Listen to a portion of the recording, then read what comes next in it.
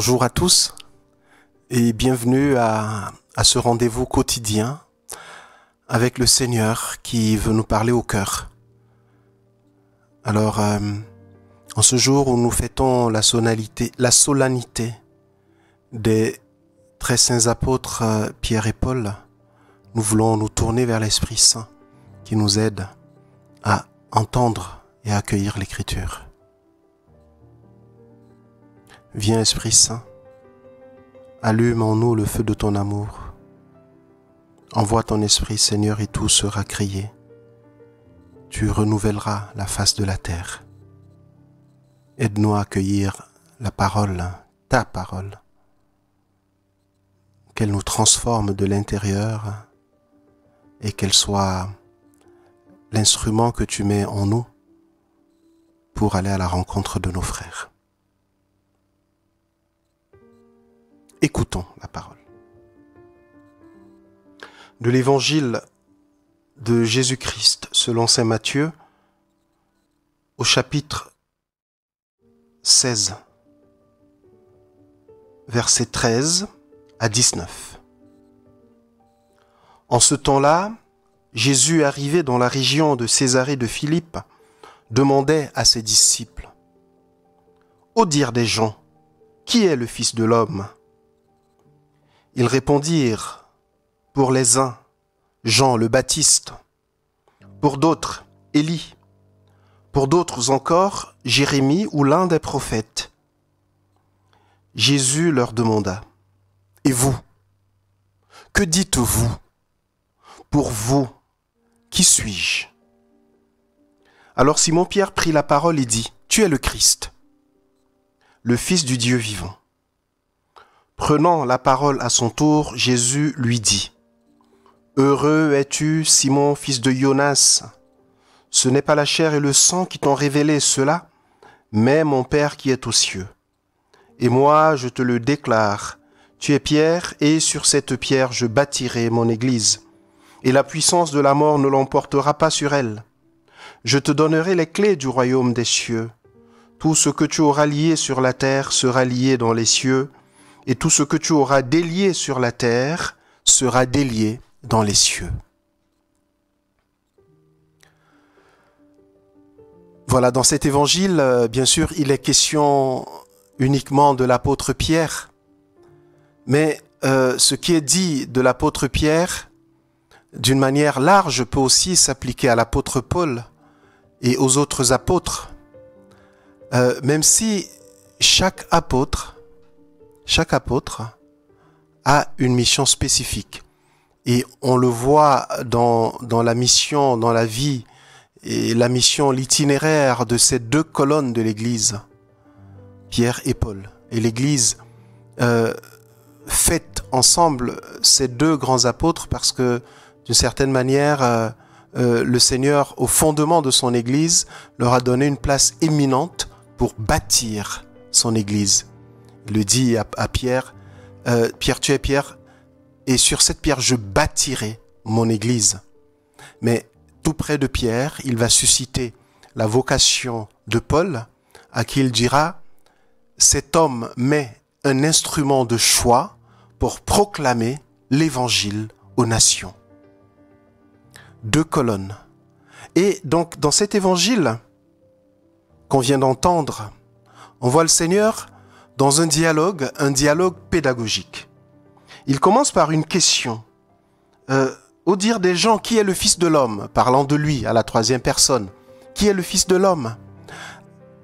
Jésus ne veut pas faire une sorte de sondage d'opinion, il n'essaye pas de calculer ou d'évaluer sa notoriété, il n'essaye pas de savoir s'il a plein d'abonnés sur les réseaux sociaux ou s'il a beaucoup de likes dans ses publications. En réalité, on va le voir assez rapidement dans la suite du texte, c'est une démarche pédagogique pour essayer de conduire ces apôtres à la révélation de son identité. Alors les apôtres y répondent. Alors au dire des gens, ils répondent à la question, qui est le Fils de l'homme ? pour les uns, disent-ils, Jean le Baptiste, pour d'autres Élie, pour d'autres encore Jérémie ou l'un des prophètes. Ce qu'on peut comprendre, c'est que pour les gens, Jésus n'est pas n'importe qui. Jésus n'est pas n'importe qui, parce que Jean-Baptiste, il a marqué son temps par son ministère, par sa vie radicale que nous connaissons, par sa prédication forte et exigeante, par sa cohérence de vie.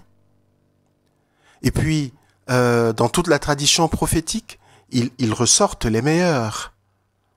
Élie, qui est le prophète qui devait revenir.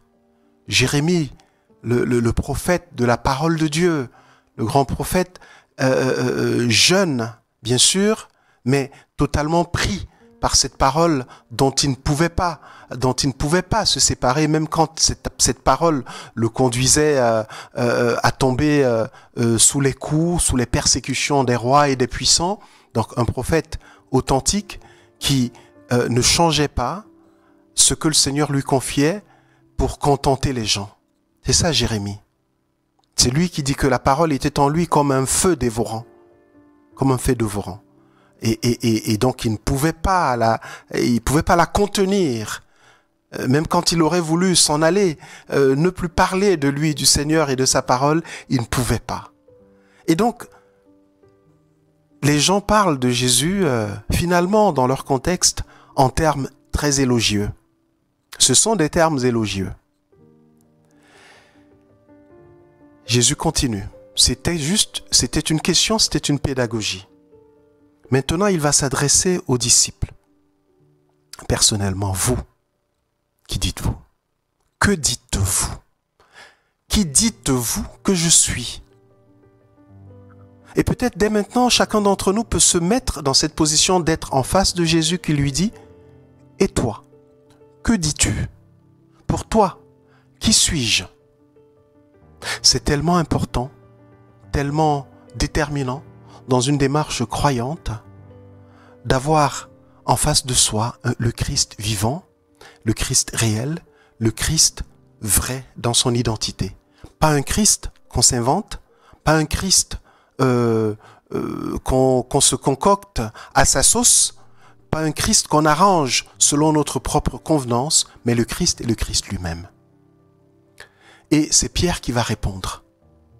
Pierre répond, tu es le Christ, le Fils du Dieu vivant. Une confession de foi extraordinaire et parfaite. Tant et si bien que le Seigneur lui dit, ça peut pas monter à ta bouche à partir de ton intelligence humaine. C'est le Père qui est au ciel qui te l'a révélé. Et donc, ces gens qui disaient de Jésus qu'il est soit Jean-Baptiste, soit Élie, soit Jérémie, et c'était déjà beaucoup, ils étaient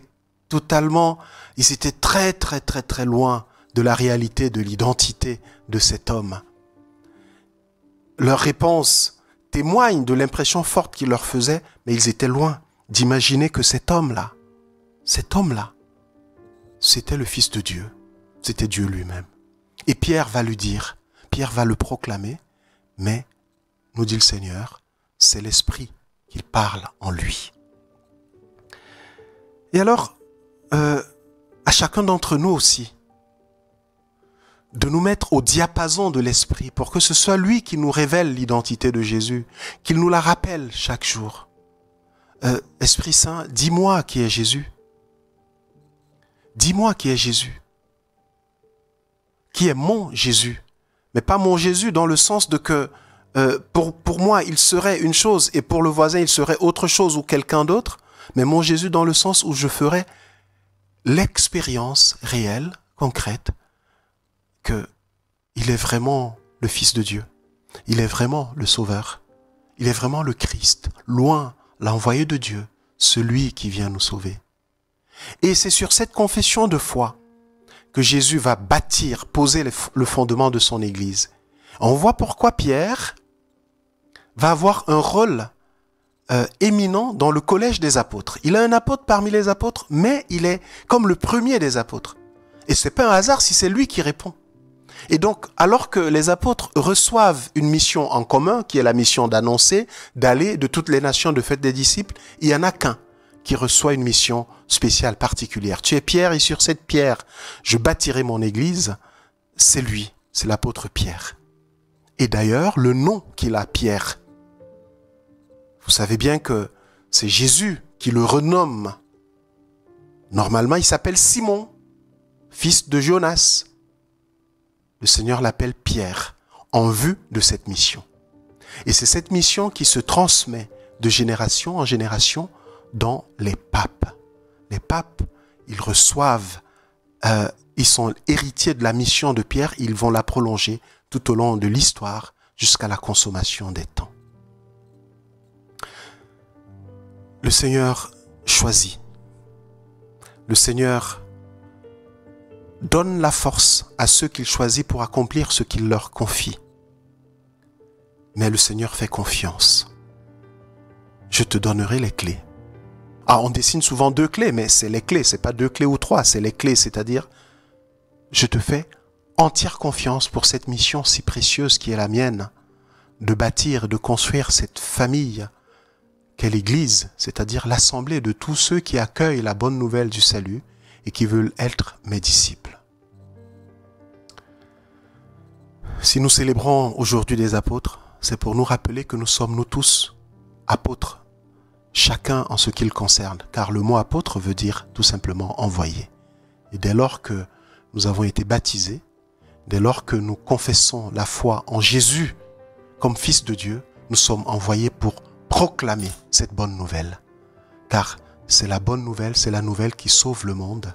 Dieu s'est souvenu de son peuple. Il a envoyé son propre Fils pour manifester son amour et sa miséricorde et pour relever ceux qui étaient morts et les introduire à la vie.